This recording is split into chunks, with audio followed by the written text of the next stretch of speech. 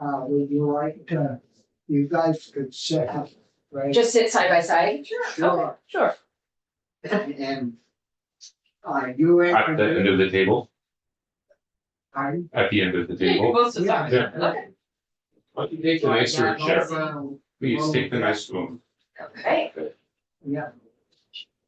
So, we'll call the meeting back to order. We're gonna be, hearing from the sponsor of the bill and, 8664 and the reporter of the bill. And, so, why don't you lead off with, giving us a little history on how you happened to bring the bill up and, the work that you and your cohorts, worked on to get the bill drafted there. So I have a PowerPoint that touches on a lot of those issues. Do you want me to just do an introduction, have him do his part and then go back to it? Or did you want to do the PowerPoint first? Because I thought we were doing the other order, but I can do a short introduction first. Well, it would be good for us to understand, well, where'd this bill come from? Okay. And all of that. Maybe Dave has the same thing, but. Not really, I don't have the origin story. Yeah. What I have is the bill and the presentation. So, and I don't know if you know all of us, so we'll introduce ourselves. Okay. Yeah, Brian Collmore, representing the Rutland County District. Irene Runner, Chittenden North, which includes Fairfax. And the two empty chairs, Brian Campion from Bennington and Rich Westman from up in Lamoille County. And I'm Bobby Starr from Orleans County, so welcome and it's nice to have you with us. Okay, why don't I just give you like a super short introduction Yeah. and then give the representative from Barrington a chance to do his piece, and then we can go back. That gives you a little bit more of an overview. Yeah, That's all right. Sounds like a plan. Okay, so I have been working with students since last fall on this particular bill to designate a state mushroom. I was a teacher before I was elected, and I worked in classrooms as well as teaching online. And one of the things I taught was how a bill becomes a law. So I've done a lot of visits to classrooms and had students do little sample activities like picking a state ice cream, and we do a division and voice vote, and they learn about the whole process with this sort of artificial model setup. And I did that probably 6 or 7 times in the last couple of years. And the last time that I did it, which was last spring, I thought, I would really like to give students an opportunity to see this process move beyond a classroom, experience. Discussion. And so I thought, well, I wonder what kind of symbols we don't have, because I wanted to pick something that was meaningful, not just pick something for the sake of an activity. And I happen to love mushrooms, which you'll hear more about soon. And I thought, well, I wonder if we have a state mushroom. So I looked it up and I realized there are 5 states in the US that have a state mushroom. 5 states, state mushrooms are pending, but we don't have a state mushroom. So I was like, all right, that's it. So then I went in, I chose 2 schools, and I went into both schools multiple times. I did PowerPoints with a variety of different mushrooms to be considered. And then also the students added some extra ones to that. And then after that, they had a voting process. And once they selected the mushroom, then I submitted the bill. So a lot of history, a lot of work behind the idea. There's been a lot of the work for a simple idea, but it has been really, I would say it's been very satisfying, actually. I really enjoy watching the students work their way through this process. And I've actually found a lot more adults that are really passionate about this than I expected to. So there's been some interesting surprises along the way for me as well. Yeah, well, very good. So Dave? Thank you, Chair Starr. For the record, I'm David Templeman, representative of Orleans 3, that's Barrington, Parkland, and Westmore. So I am going to be referring to my notes from the floor, but I won't go to that full extent. I don't want to cover the things that my co-member will be covering. So I will be presenting Bill H664, an act relating to designating a state mushroom. This bill possesses to designate Hericium americanum, commonly known as the bear's head tooth mushroom, as the state mushroom of Vermont. as previously stated, and as we'll go into further depth, two schools were chosen to work this one out, Wyndham Elementary and Compass School in Westminster. They came up with the idea for a very rigorous process of adopting this particular species. It is a cousin of the more commonly known lion's mane. However, a bare headstooth is native to our area and grows wildly and can be raised domestically for food. So it is edible. It was chosen because it didn't have any toxic lookalikes. So it's not gonna, we're not gonna send an army of newly found appreciators of mushrooms into the woods looking for this and getting in trouble. Capable of being, let's see, so it is also not just edible, but actually a choice species. So bear's head tooth, when fried to a crispy outside, resembles in taste and texture crab cakes. In addition to the aforementioned points, mushrooms and fungi are both an ecological and economic food. So there's components here that are beneficial to our state ecology, but also our economy. Mycelium, which is the unseen aspect of fungi in our soil, are quintessential in delivering nutrients to plant life. So essentially, life on Earth on the surface, on dry land, is made possible by mushrooms, by fungus in general, mushrooms being the fruiting body of the kingdom of fungi. So from an ecological standpoint, bringing this mushroom to the state opens up our minds a little more to the ecological benefits of having an understanding, but also protecting soil mycology being the study of and the beings that are in the fungi kingdom.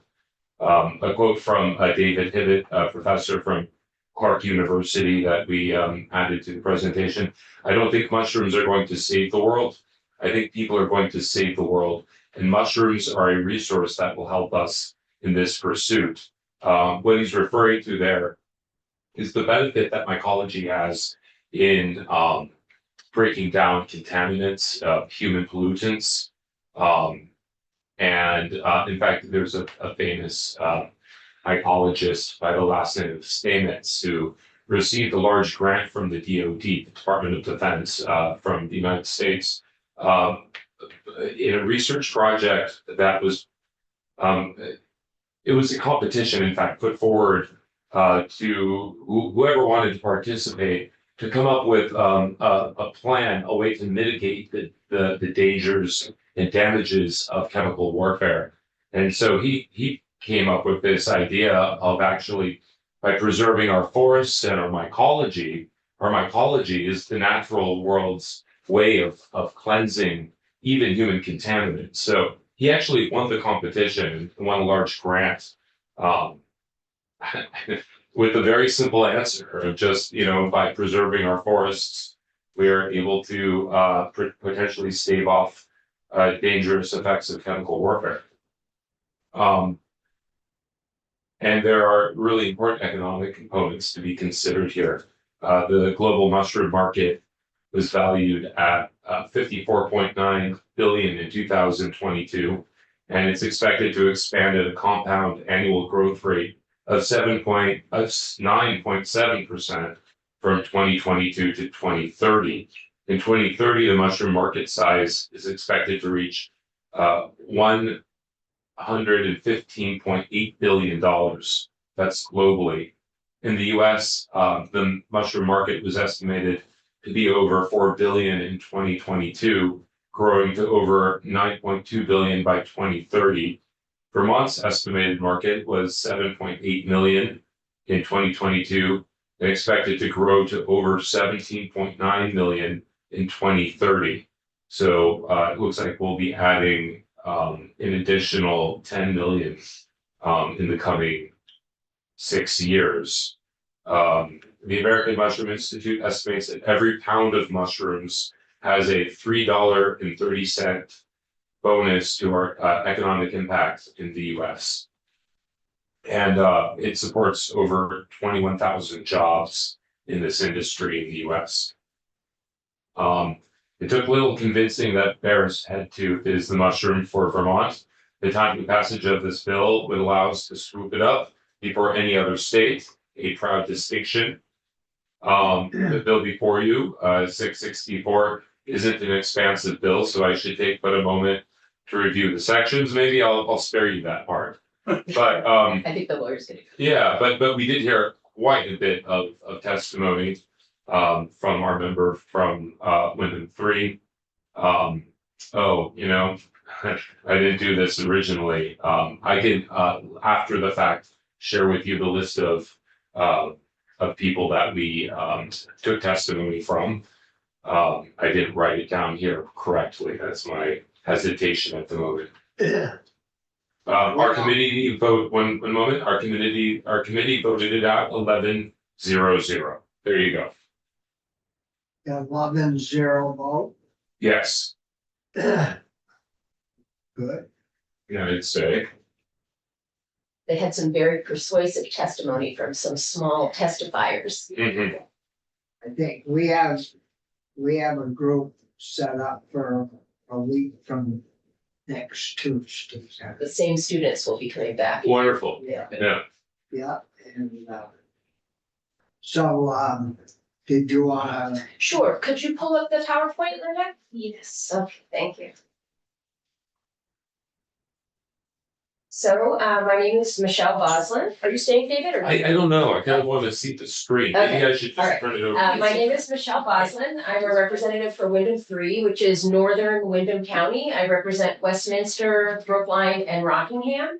And just for clarity, I have had some people say, oh, you did this project with kids from your district. Yes and no. The kids that are in Westminster are in my district. The Wyndham Elementary School actually is not in my district. So it doesn't really matter if they happen to both be schools in northern Wyndham County. if they're in your district? They're in my region. Yeah, I don't represent the Oh, students that oh, live in you don't? Wyndham. I do represent the students that live in Westminster, but I wanted to have two different age groups. And I approached another elementary school that they weren't available to work with the project. And so when I found a school that was willing, I actually ended up having two full schools. It was all the middle school at Compass, which is in Westminster, and all the elementary at Wyndham, which is actually pretty good because usually with the state symbol bills, they've often had like a single class comes forth with an idea. And this was actually two whole schools. So I felt good about including that. how many students? It varied a little bit, but because I made multiple trips and not everybody was there all the time. But the Compass Middle School, I believe there were 19 students, and Wyndham Elementary was more like 16. So they're both small schools, but they were small schools with age diversity. Okay, so you can go ahead and put the next slide, please, Linda. All right. So I don't think we need to spend a lot of time on this. This is just the overview, the slides I'll be presenting. We can go ahead and go to the next one. All right. So I have this slide sort of as an example that you could look at while I'm sort of telling you the mushroom story. So mycography is something that I didn't actually even know was a thing that existed in the world until the pandemic, when I was stuck in my house, as we all were, for hours and hours and days and days and weeks and weeks. And the only time I would get out would be walking in the woods with my dog. And it happened to be a very rainy season that year. And the thing that I noticed more than anything else when I would go for walks with my dog was this emerging diverse mycography, the study, the mushrooms that I wanted to learn more about. So I started taking photographs of them. And as I started taking photographs of them, I wanted to know which of these could I actually harvest, which of these could I eat in safety. And I've always been a person who's a little afraid of wild mushrooms because you can get poisoned if you choose poorly. So I have been a very, very cautious forager. There were only a couple of mushrooms that I would harvest that I knew definitively I could identify. But as I became enchanted with mushrooms and photographing them and catching these different mushrooms in different forms, I I wanted to learn more about the other part as well. And so I started going on guided mushroom walks with foragers and reading books about foraging, and I became a little bit obsessed. And what I realized is there's a whole world of people in Vermont and around the world who actually really love mushrooms too. And I've connected with them around this bill. You can go to the next one. So, can you go back? So of those pictures, which are those all the same type? Nope, these are all different mushrooms and none of these are edible. If you go to the very first slide, the first slide are all edible mushrooms, and the first slide, these are all ones that students considered, as well as about 3 more beyond that, those were our finalists. But Which one are we talking? the bear's head tooth is the bottom right one that has the long white teeth. It's very distinctive looking. Yeah, And that is what the students wanted. They wanted distinctive, they wanted medicinal, they wanted edible, they wanted no toxic lookalikes, and they wanted one you could cultivate. And bear's head tooth was the winner. Can you tell us what the others are? Yes, this is chicken of the woods in the middle, head of the woods on the left, on the bottom, shrimp of the woods, which is a transformed parasitic mushroom. It starts as a toxic mushroom and transforms into an edible mushroom called shrimp of the woods. The middle one is called a lobster mushroom. That's also a parasitic mushroom that one takes over the other, and then you can eat it when it's transformed. And you can't see it very well, but under the spot that says Senate Agriculture, the common name is hedgehog. And actually, the one that we selected is also has the name hedgehog in it. Any of the mushrooms that have long teeth, they call hedgehog, but the one in the upper right actually has a stem, like a toadstool. And so that was one of them. And we had a few other ones that we considered that students brought in, but in the end, bear's head tooth is the one that won. yeah, thank you. Yeah, okay, so we can go ahead and go to the one that says home cultivating, Linda. And basically what I found was after I became enchanted and looking forward every day to walking in the woods to see what I could harvest and take pictures of, when the mushroom season ended, and in Vermont, we pretty much have a mushroom season that goes from something like April to November, which the most abundant season for mushrooms is in the summer and fall. And I really missed mushrooms when they weren't in my life in the winter. And so I started home cultivating. And this is actually, for me, has been a really fun hobby. If you look at the photograph in the bottom left, that's lion's mane, which David described as the cousin to bear's head tooth. It has shorter tendrils than the one that we selected as the state mushroom. The middle one is also in the Hericium family. That one is called combhead tooth or coral tooth. And that is also a Hericium mushroom. So you can find that middle one, you can find in the woods. But if you find it and you think it's bear's head tooth, it's totally fine because that one is also edible. It's just that the shape is a little bit different. Those are oysters on the bottom and shiitakes on the right, but these are all mushrooms that are commonly cultivated in Vermont. And you may or may not know, but as an agricultural product, mushrooms are really finicky. Some mushrooms can be cultivated and domesticated, and some absolutely cannot. Some mushrooms can only grow on their own terms. So when the students looked at all the things mushrooms could do, they wanted a mushroom that had everything. And it was hard narrowing down the choices. It's like, oh, this has a toxic lookalike. Or, oh, this one can't be grown, cultivated at home. And they're like, nope, nope, nope. So they had a long list of requirements and we ended up with this. Okay, we can go to the next one. So this is just some quick fungi facts. In terms of North America, there are about somewhere between 10 and 14,000 mushrooms have been identified in North America. They are part of the kingdom of fungi, so fungi kingdom. In Vermont, we have many animal kingdom symbols. We have many plant kingdom symbols. We don't have any fungi kingdom symbols. And in terms of the fungi kingdom, there are over 3.5 million species. It includes things like molds and yeast and lichens, which were not ones that the students thought would be a good symbol. But mushrooms would be a good symbol. And so that's why we're focusing on that today. A little bit more just background in terms of fungi. Fungi are neither plants nor animals, but they actually have some elements of each. Some mushrooms can be carnivorous. Some can merge with ants and caterpillars there's a thing called zombie ants, for example, where the mushroom merges with the ant and takes over the body of the ant and then uses the ant's body to move around. So they're not animals, but they're also kind of not animals. They really are their own species somewhere in the middle. And the students were really enchanted with this and thought like, wow, fungi, they deserve their recognition. David mentioned 90% of plant species are associated with fungi, and that helps them to access nutrients in the soil. Fungi help to keep our soils healthy. They help keep our forests healthy by contributing to decomposition. A couple other things in terms of the economic situation. As we have people, many people in the world are choosing to move towards a plant-based diet. And this is considered part of the reason mushrooms are increasing in the economic market is vegetarians or vegans are using mushrooms as a nutrient source, and there's more demand for that. And there are actually some fake meat products that are made 100% from mushrooms that you can buy like in the freezer case in the grocery store.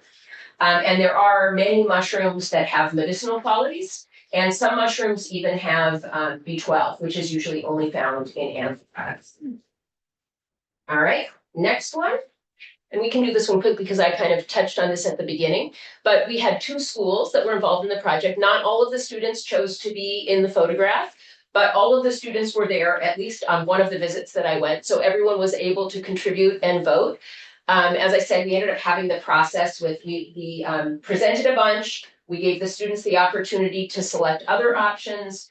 We had some debates, we had some voice votes, we had division when it was close, and in the end, nearly all of the students agreed this was what they wanted. We had a couple holdouts in each school that really were rooting for some other mushroom and were not wanting to go with bear's head tooth, but we had, I would say, about 95% support for this from these 2 schools. So the age range of the students was between 5 and 14, because Wyndham Elementary is a K-5 school, and Compass is a 7 through 12 school, but the mushroom selection process focused on the younger grades. I did actually go back and do a presentation for the high school about the mushroom project as well, but they actually did not select. They just learned the consequences of what the middle schoolers had chosen.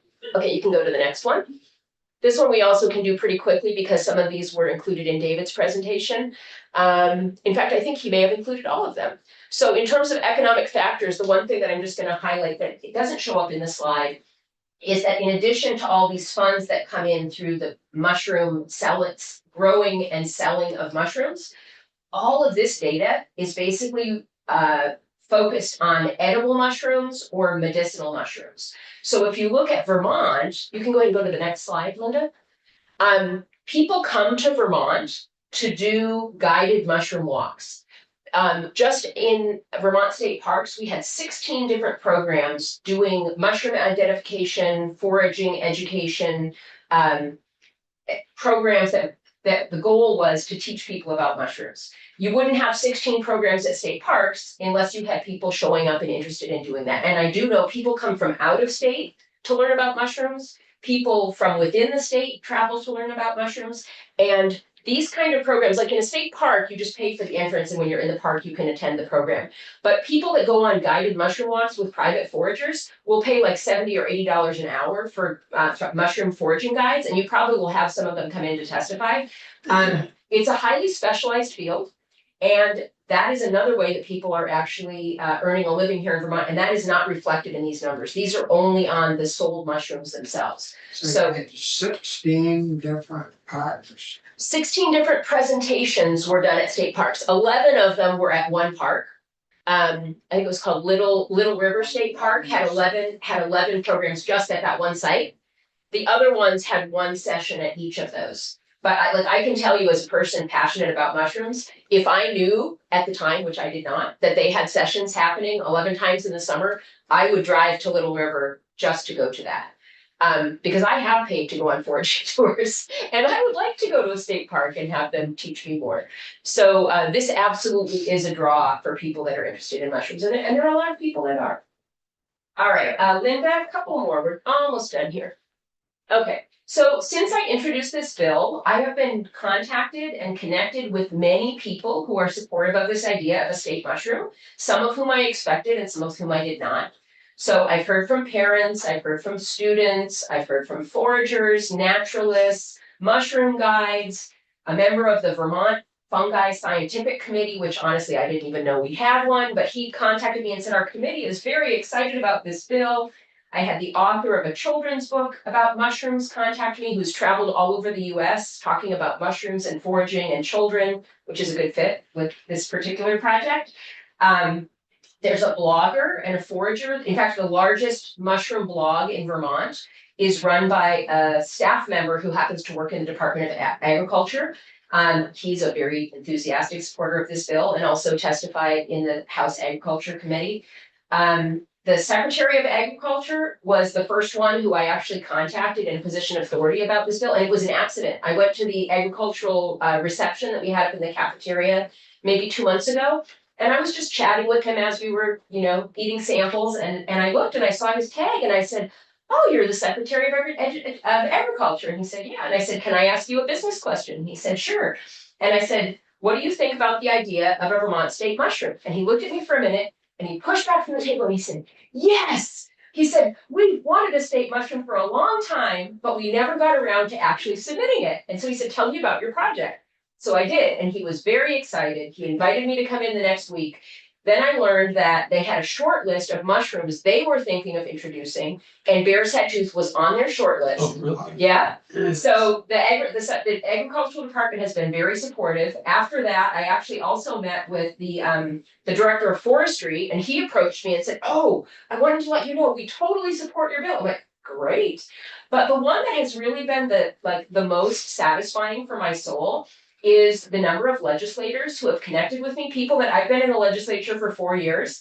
And there are people I have never spoken to before who came up to me, who co-sponsored my bill, who contacted me about the bill, who often we could just say, I don't see eye to eye with, but they love mushrooms. There tend to be people that go into the woods and like mushrooms who are sort of like the vegetarian back to the land type. But then you also have people that are passionate about mushrooms who are hunters and trappers who spend a lot of time in the woods doing a wide range of activities that are well beyond mushrooms. But mushrooms are part of it. But mushrooms is something that we can connect around. And I have some friends from the other side of the aisle from where I sit who will now come up to me and inaugurate conversations about mushrooms very frequently. And I love this. I love that we can unite around mushrooms. I mean, it's sort of, if you think about it symbolically, mycelium connects beneath the ground. And I feel like mushrooms are like helping me in a way to connect above the ground and bringing all these people out who I didn't know that they cared about this. I've had both of the people that were running for Sergeant at Arms approached me and talked about their own stories and their own connections to people foraging in their families and stuff like that. So it's been really interesting for me to know that this issue that I have discovered as a hobby, as an interest, is something that other people share. I can go move to the last one. Okay. Just a few final closing fungi facts. Mushrooms play an important role in our world, ecologically, nutritionally, medicinally. They are a vital part of both our natural and agricultural worlds. There are at least 5 or 6 mushroom-based businesses for people that cultivate mushrooms and sell them in Vermont and around the state. Mushrooms get people out into nature and draw people to Vermont in a variety of ways. Both of the schools have done foraging related activities, particularly the middle school has done a lot of time. They've actually, at Compass Middle School, they actually have gone out and done guided foraging walks with mushroom educators to help them learn about what's in the woods.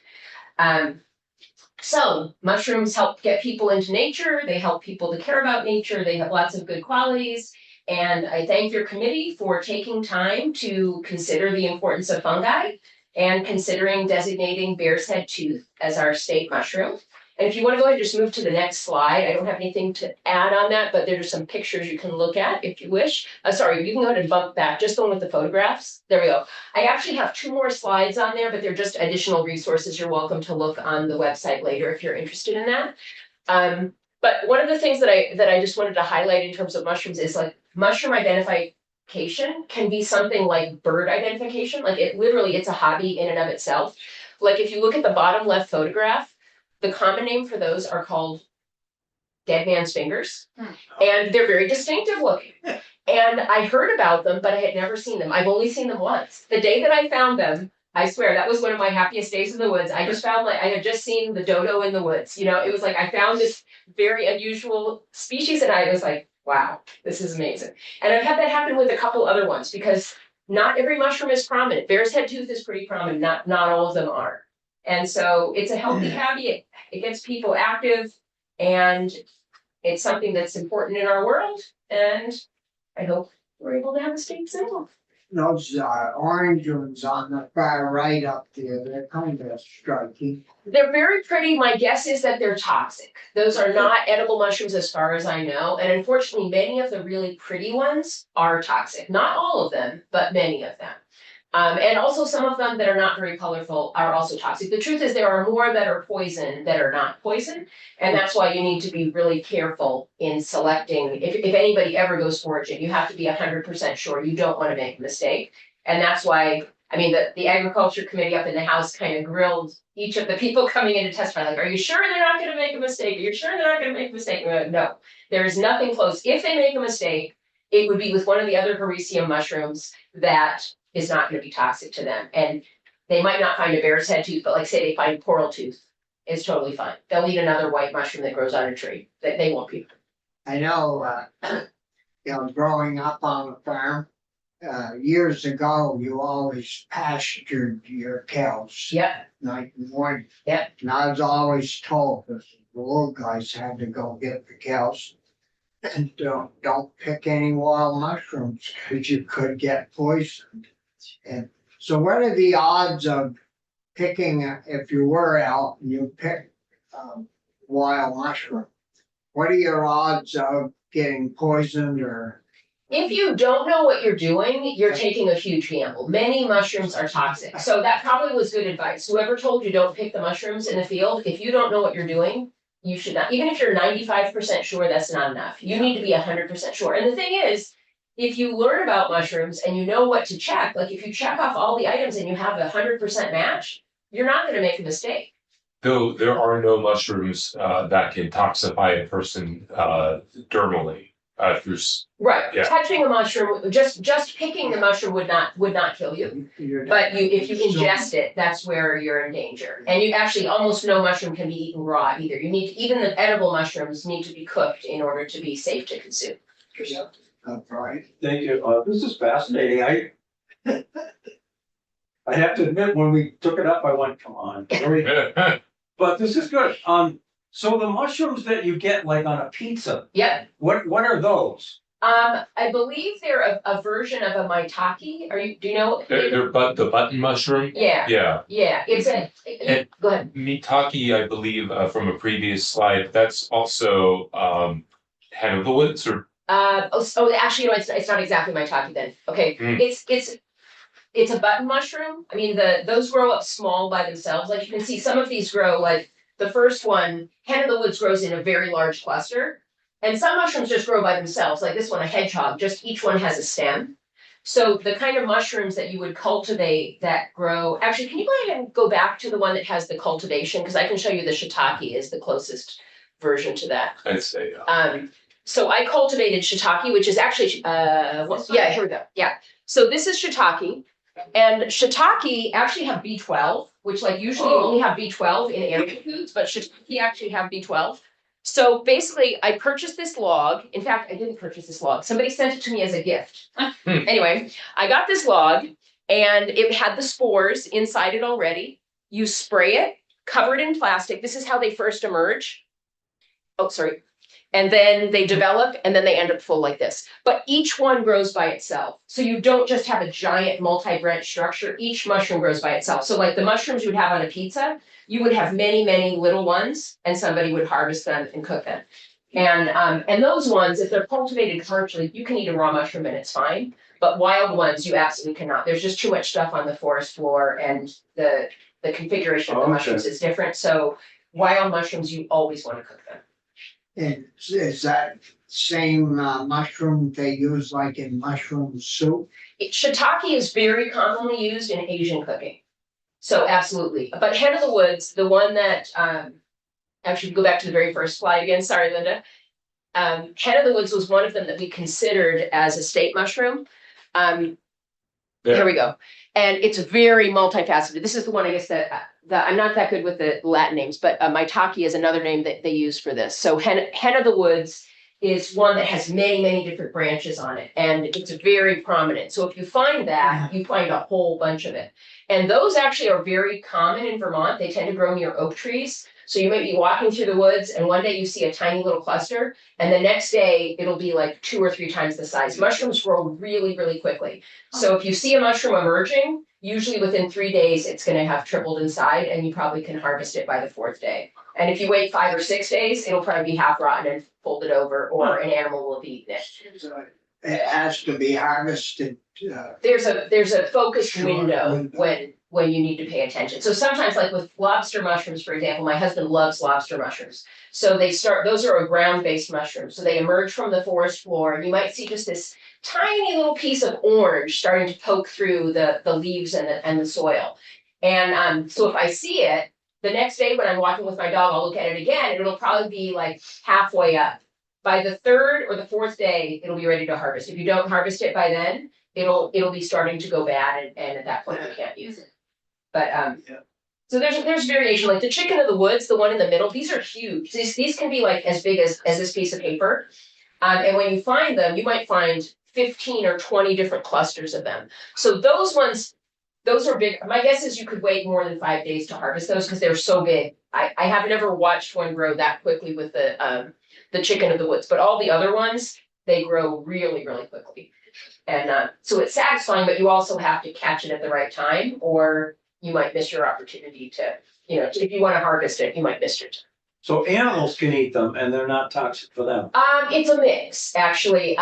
Any mushroom that humans can eat and that doesn't hurt us is usually good for animals too. Yeah. But then there are some toxic mushrooms that we cannot eat, that like snails will eat or animals will eat, and they're okay. So the rule, it doesn't necessarily transfer 100%, but many, many mushrooms are food for animals, including ones we can't eat. So like a dog probably can know which one. Yeah, I mean, a dog could get sick from a poison mushroom, because like, just like us, there are mushrooms that are poison for dogs too. So I would not suggest feeding your dog mushrooms unless you know what it is and you cook it first. I mean, honestly, mushrooms can be toxic, so in the wild, if an animal finds something, they usually choose correctly. A dog, I think, has been domesticated enough by us, it might not know what it's Okay. supposed to eat. Well, you mentioned you were walking your dog during COVID. Right, and Did but she doesn't eat mushrooms. She Oh, might yeah, sniff, it's she might look. Short Leash. leash. Exactly. Yeah, I like meat and potatoes, Uh-huh. but somehow I dumped some mushroom soup Yeah, in the juice from the Hamburg fry, and they makes wonderful gravy. yeah. Mushroom makes a great gravy for it. Yeah, Really absolutely. good. Yeah. Yeah, What was the floor vote? Just curious, was it a voice vote? You mean the student vote? No. Oh, in the House. It was a voice vote. I would say there was a handful of no's. Yeah, and it was for kind of, very unusual reasons. Nobody spoke on the floor against it, but a couple people spoke. wasting your time. There was one of those that I got feedback about, but I mean, it was about a 95% approval rate, I think. Yeah. And I have some people that were very enthused. I have some co-sponsors of the bill who've been talking, when they go into school groups, have talked about the fact that these students picked this bill and it's coming forward and students are gonna testify.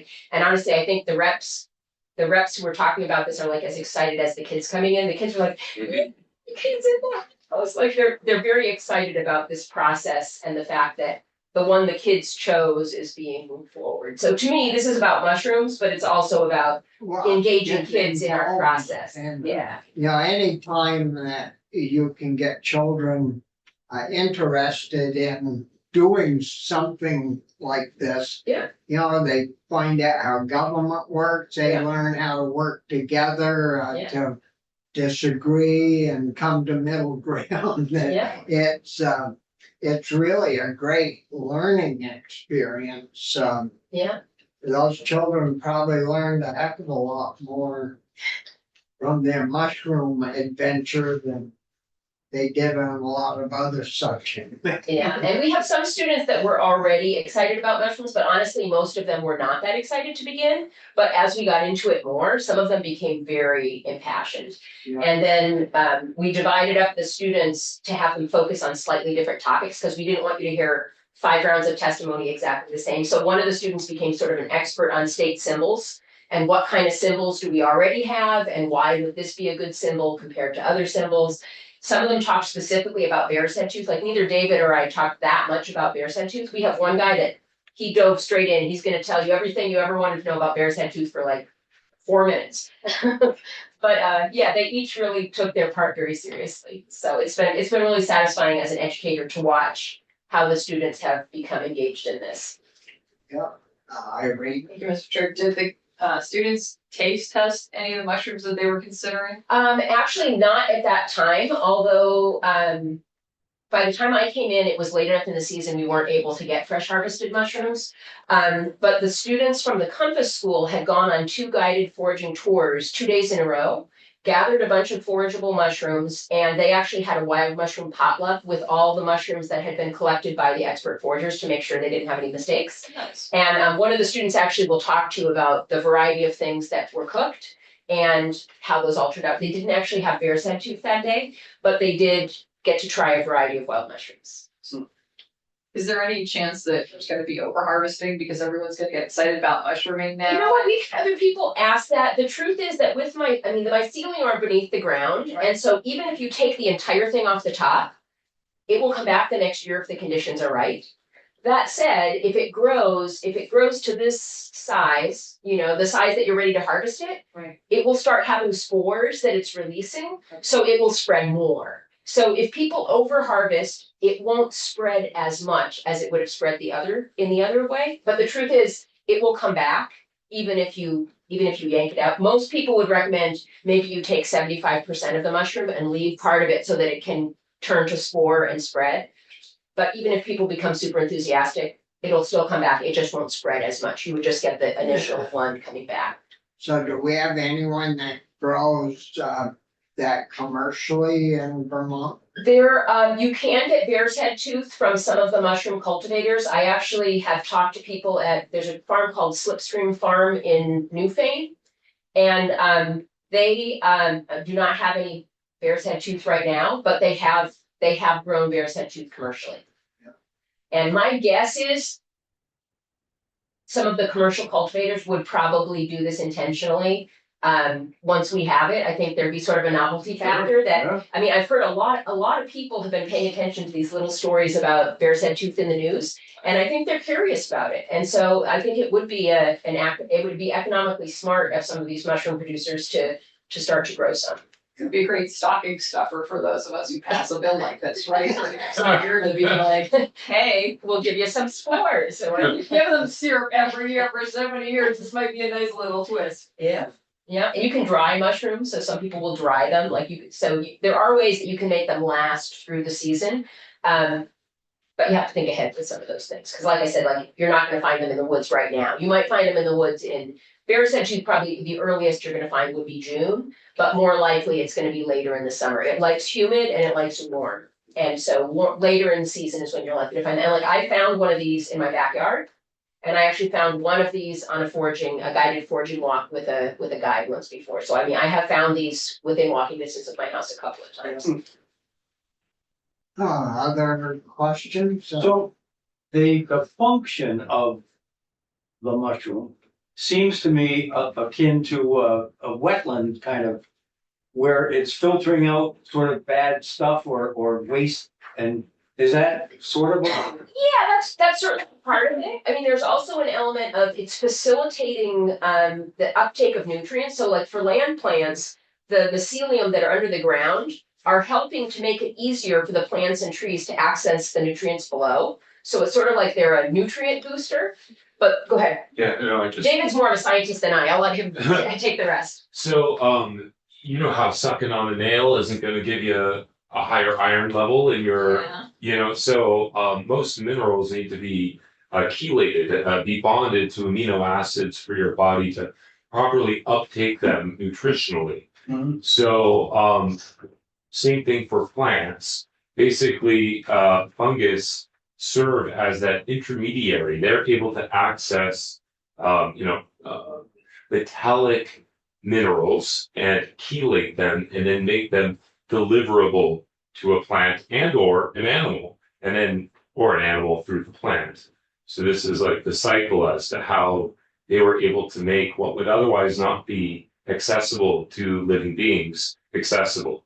It's actually pretty miraculous. Right. And they also can do toxic cleanup, like there have been projects like in garbage dumps in Mexico City where they will grow certain kinds of mushrooms and it will literally, like they can clean up this is kind of gross, but 85% of the usually toxic and non-breakdownable sediment that's left from plastic diapers can actually be transformed with mushrooms. And there are other toxic wastes like oil spills. They actually can clean up some oil spills and it not just gets the oil out of the ground, but it transforms it. Once it gets into the fruiting body of the mushroom, it's not toxic anymore. The poisons that are in there are transformed. So they are pretty amazing. You know, they actually fulfill a lot of rules.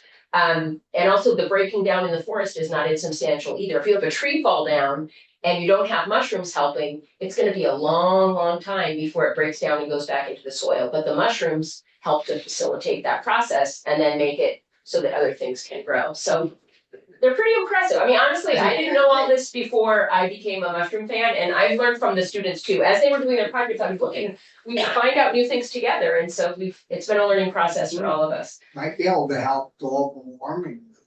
Maybe. They do sequester CO2. In fact, that's right. Mhm. And in fact, mycology, so there's a concept, and let's see if I can remember this right. I think it's called the liquid carbon pathway. So the same way that we'll tap into trees to get sap for making sugar. So that sap is inherently laden with sugar, which is a carbon molecule that has been changed into attached to, I believe, hydrogen and oxygen molecules to make it liquid. And so plants actually exchange this as a currency. So in a forest where you'll have multiple species of both fungus and trees, if there's a particular tree that is in need of a particular type of mineral, the mycology will sense that and deliver that to the tree. So there's a symbiosis between not just different species of the same kingdom, but through different kingdoms. So there's like this almost like sophisticated communication network, almost like an intranet in the natural world, where they're able to deliver these sugars. These sugars are carbon turned into liquid in our soils. And it's this actually that some scientists believe if we were able to farm better, we could lock more of this away into our soils and mitigate some of the effects of climate change. Well, we're getting a real idea. Yeah, we are. Here. All in 45 minutes, And we haven't even heard from the lawyer yet. no. Any other? No. Good start thinking. Okay, well, thanks. I'm glad that you took it up. The students are excited to come and testify for you. Yeah. Glad to see it.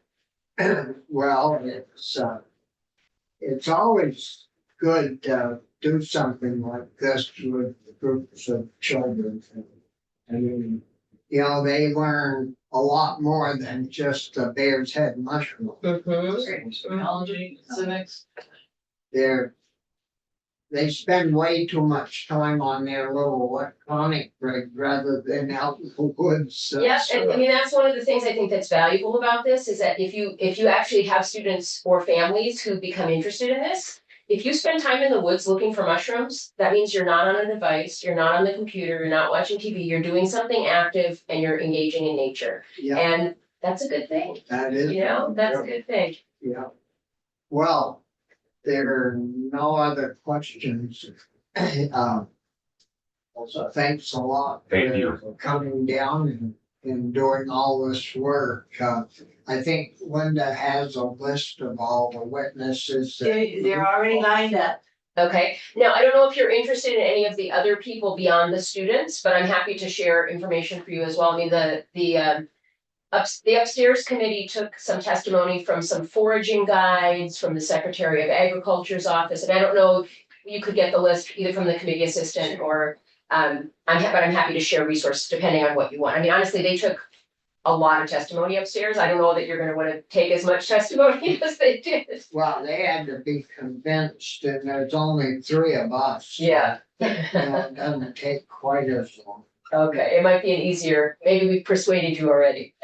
Well, we have a rule that if you're not here, and the ones that are here vote a certain way, Yeah, they have to vote with the majority. okay, all right, good to know. Else, they just let them run wild. Okay, all right, well, I'm happy to be, Undisciplined. we're happy to do private Before. consulting with your missing members if they wanna get caught up, we're happy to I'm do. sure both Brian and Richie will, be really interested in what we've heard.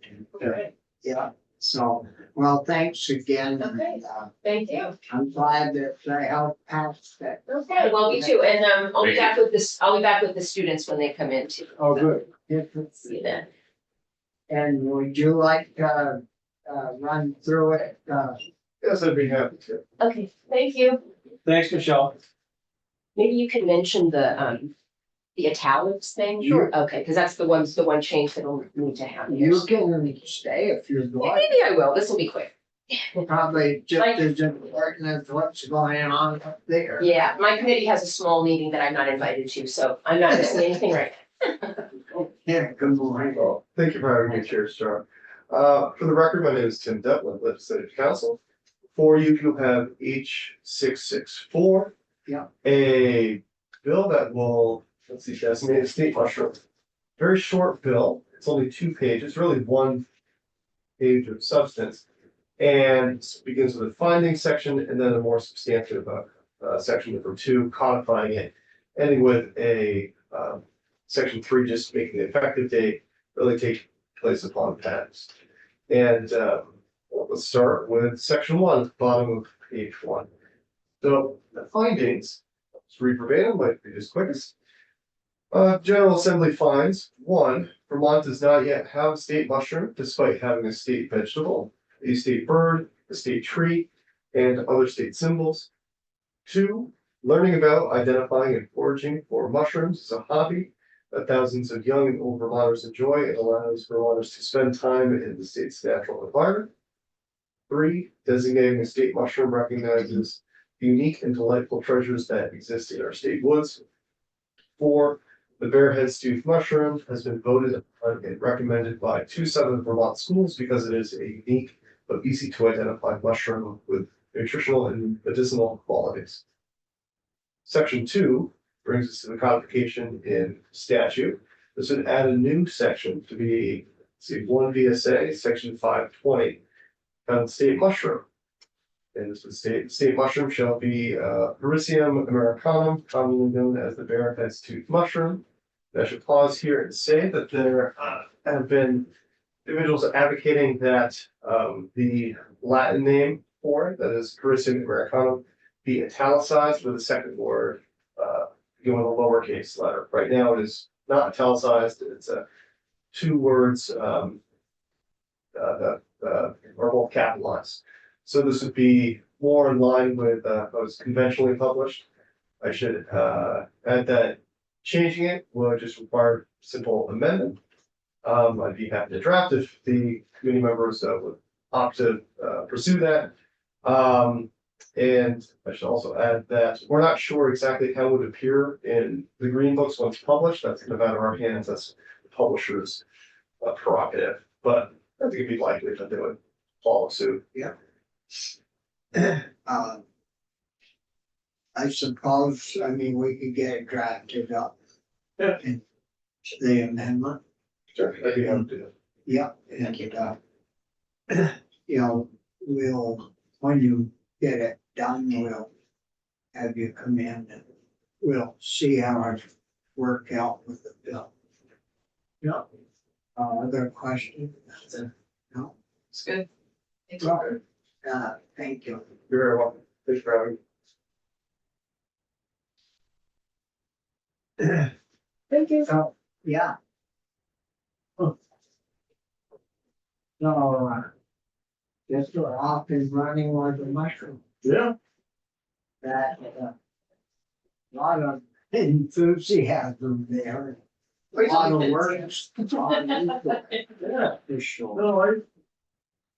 No, we overreacted initially. All right, you got a little well line. Well, I learned a lesson. Can't, Even if you- my it's covered. Yeah, even if you feel something, you should sometimes find the clutch in the lower gear.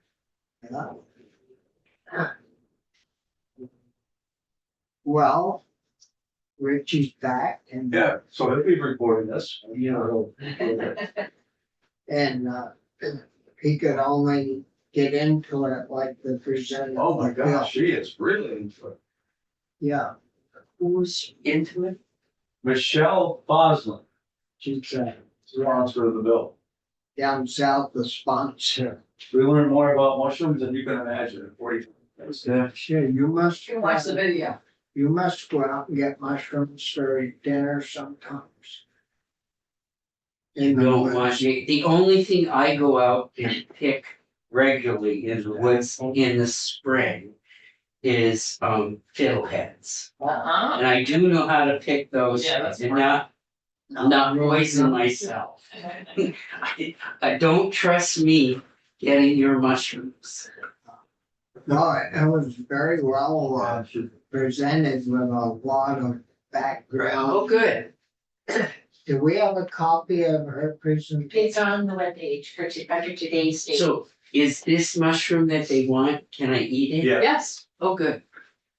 and all its cousins. But There's they lots of didn't little bring ones. any in for samples, so you're gonna have to buy your own one. That's what he was looking for, is a free lunch, but Jane will have it. Jane already has a sandwich for me. Uh, Well, I think, we'll have the children are gonna be up like 2-7, we Great. from Tuesdays. And we'll, I don't think there's any objection No. that they're doing it, and so we'll move forward with that. And is there anything else that anyone wants to bring up? Also, Well, very good, we'll call it a morning and have lunch.